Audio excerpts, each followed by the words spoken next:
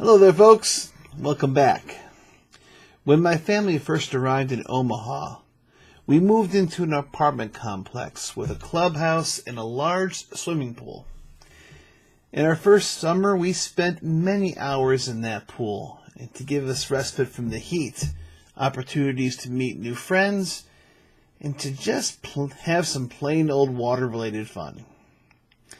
One day, however, was a day that still gives me, as a parent, shivers.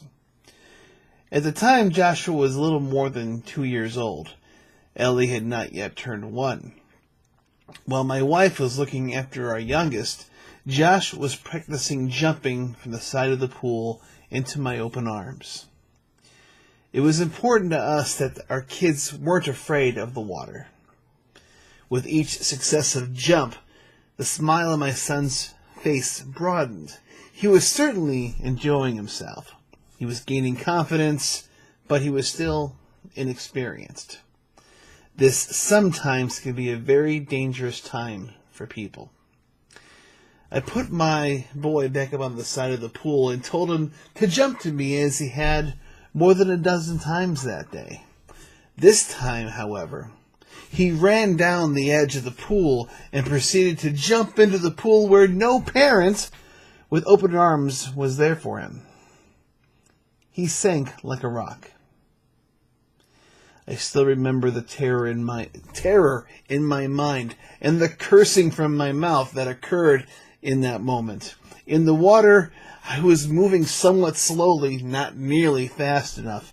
My child was struggling maybe 50 feet from me, but it seemed like miles. All the fears of a parent crash into your mind at once, but you immediately push those aside and gain one singular focus. Save that boy. Fortunately, a young man who had been lounging with his friends at the other end of the pool, where my boy had jumped in, quickly grasped the seriousness of the situation, ran down the pool stairs, and lifted him up out of the water. A wave of relief and gratitude welled up inside me. Thanking the Good Samaritan, I took Josh and held him in my arms, telling him that he needed to be a bit more careful. For his part, Josh was shaken up quite a bit, coughing and trembling with fear. As we both calmed down, we again turned to the young man, thanking him for his quick action, kindness, and service that he had performed for our family. We were all very filled with gratitude. I was reminded of this memory today when I saw Josh jump into the hotel pool.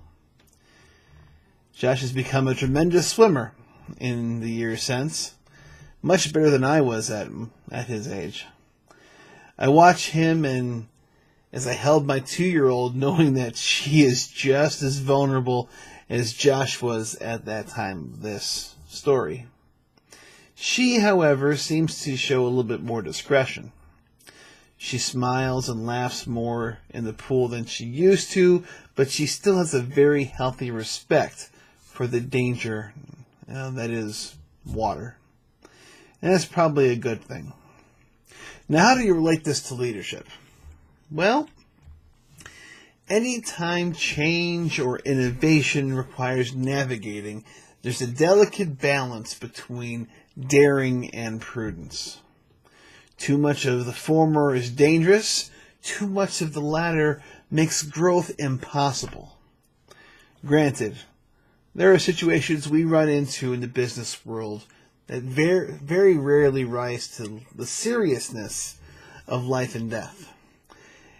It's not insignificant to realize that there are no good Samaritans, however, ready to pull your head above the water if you end up struggling. This is a very important aspect of working in the world of business.